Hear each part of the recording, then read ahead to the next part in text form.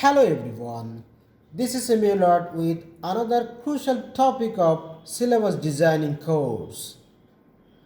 In this section, I will speak about principles, practices, purposes, steps, procedures and factors of ESP syllabus designing. So, this video is very important to you. Let's launch the lecture. Lesson 8.1 Principles and Practices in Syllabus Designing. The work of faculty during the summer and winter races often turns to retooling or changes ESP syllabuses on the basis of seasonal or institutional needs of the user and learners of a second language. Since you may be like and need a little motivation to get those syllabi revisions on your to-do list, here are some principles and practices that might be of use or even inspiration. The syllabus can be much more than a contractual document serving as an expression of our personal teaching philosophy, a way to motivate our students and a reflection of our expertise in course designing. In fact, there are a multitude of purposes for syllabi in university coursework. A well-written syllabus has benefits for both faculty and students and can do the following. Number 1. Provide a way to reach out to students before the course starts. Number 2. Establish a positive tone for the course. Number 3. Define student and instructor responsibilities.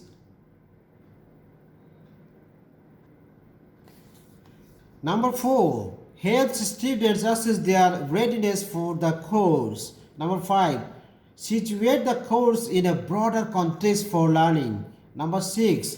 Communicate the ways technology will be used in the course. Number 7. Enable students to see the scope of learning as well as its ordered sequence. Number 8. Engage the instructor in setting clear student learning outcomes which help clarify the purpose of the curriculum to students.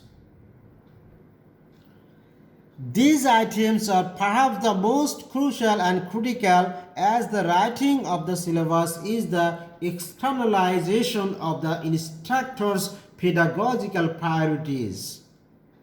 Faculty who are focused on clear observable measures of student learning and who can map this back to their instructional choices in terms of materials, topics, tasks, assignments, and projects can then step back and more readily assess the impact of their course on student learning. This course design process can best be achieved through an approach known as backward design, which engages instructors in a reverse process of course development. Lesson 8.2 The processes and stages of syllabus designing. The process typically takes place in 3 stages.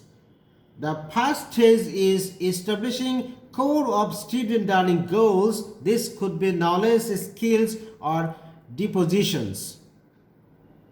In the second phase, the instructor determines acceptable evidence that students reach those learning goals, the assignments and assessment that will best display those identified goals.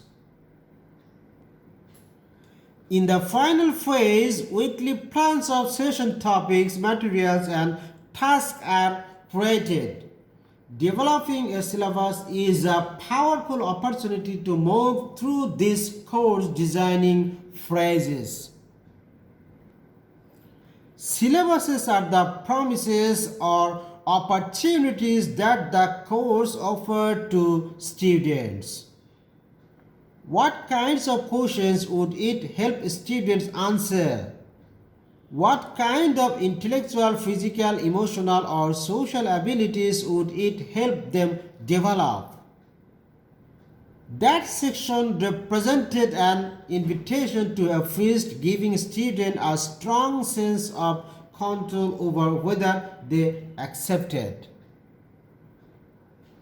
Second, the teacher would explain what the students would be doing to realize those promises, formerly known as requirements, avoiding the language of demands and again giving the students a sense of control over their own education. They would decide to pursue the goals on their own without taking the course, but if they decided to stay in the class, they needed to do certain things to achieve. Third, the syllabus summarized how the instructor and the students would understand the nature and progress of their learning.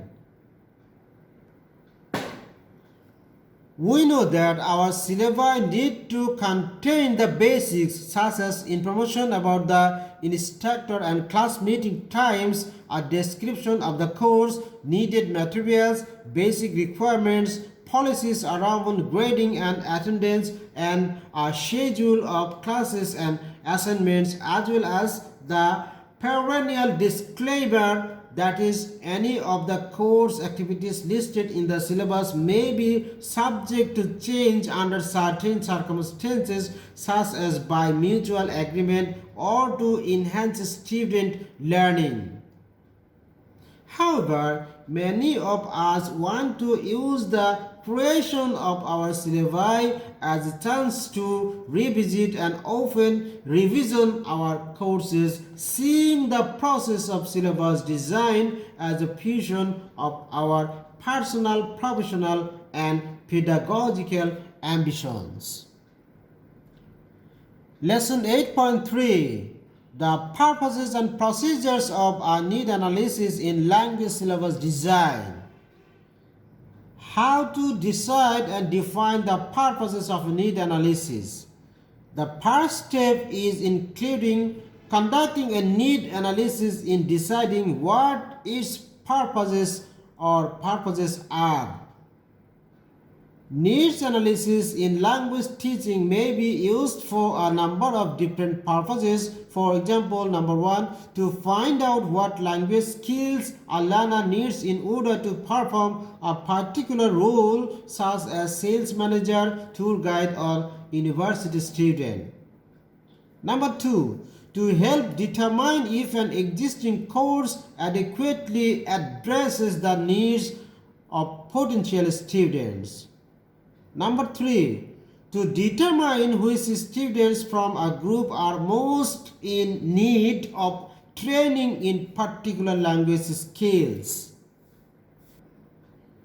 Number four, to identify a change of directions that people in a reference group feel is important to identify a gap between that students are able to do and what they need to be able to do. Number five, to collect information about a particular problem learners are experiencing. Number six, to ascertain the student's level, present knowledge (PK) and target knowledge (TK) and schemata of the target learners. Number seven, to determine how many learners are in need of this language training. Number eight, to identify senior staff's perception of language problems employees have on the job. Number 9, to identify employees' perception of language difficulties they face on the job. Number 10, to ascertain the types of transactions employees typically perform in English. Number 11, to determine the language characteristics of those transactions. Number 12, to assess the extent to which employees' needs are met by currently available programs and textbooks. Lesson 8.4: procedures for conducting needs analysis for a specific skill. For example, when a needs analysis of the writing problems encountered by foreign students' enrollment in American universities is conducted, information could be obtained from the following sources. Number 1, samples of student writing. Number 2, test data on student performance. Number 3, reports by teachers on typical problems students face. Number 4, opinions of experts. Number 5, analysis of textbooks teaching academic writing. Number 6, survey or related literature. Number 7, examples of writing programs from other institutions. Number 8, examples of writing assignments given to first-year university students. Lesson 8.5, 3 great factors of need analysis. Today, the overwhelming majority of language courses is based on needs analysis. Needs assessment requires the specific examining both of the number 1 the present situation, and number 2 the target situation, and number 3 the target population. Number 1, the present situation. The present situation includes finding out the perspective or current learners, like social background, peer or group work with students of a higher social status may be considered intimidating by some learners. Educational background, like age and occupation, former experience of and the present proficiency in the foreign language, but even more importantly, the deficiencies and knowledge gaps between the target proficiency and the current proficiency of the learner. And next, prepared learning activities, methods, styles, and pedagogy or strategies, availability, time constraints, as well as attitude, aptitude for learning, motivation, and so on. Number 2, the target situation. The target situation includes the learner's immediate communicative needs, learning goals. This may be considered on up to the 3 levels which, if divergence or conflicting, should be successfully reconciled. Learner's want and preferences, what the learner thinks he or she needs. The expectations of the user, institution, the university, employing company, etc. The general curriculum of the teaching institution, like state, language, school, university, etc. This may also call for the need for a broader educational context analysis, the place of foreign language as second language in the school syllabus.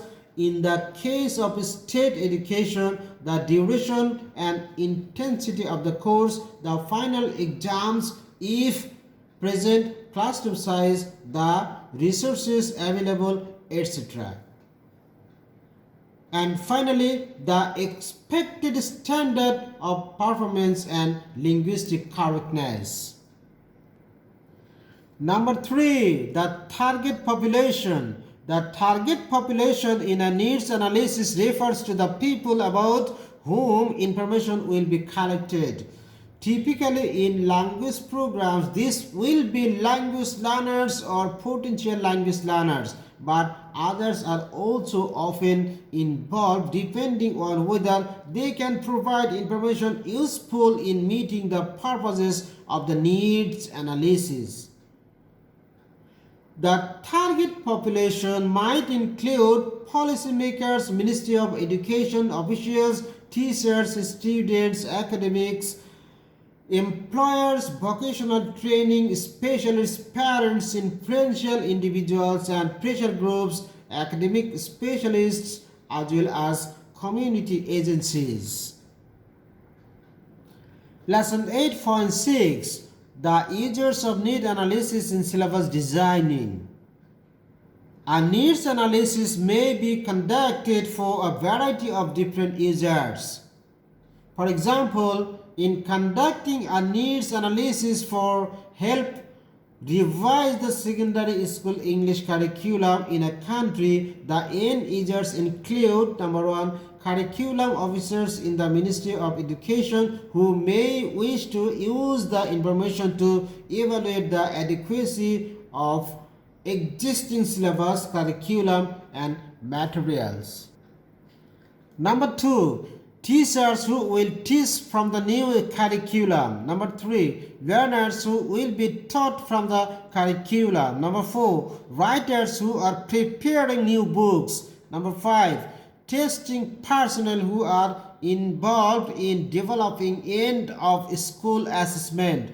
Number 6, staff of tertiary institutions who are interested in knowing what the expected level will be of students existing and exiting the schools and what problems they face. Thank you for watching this video.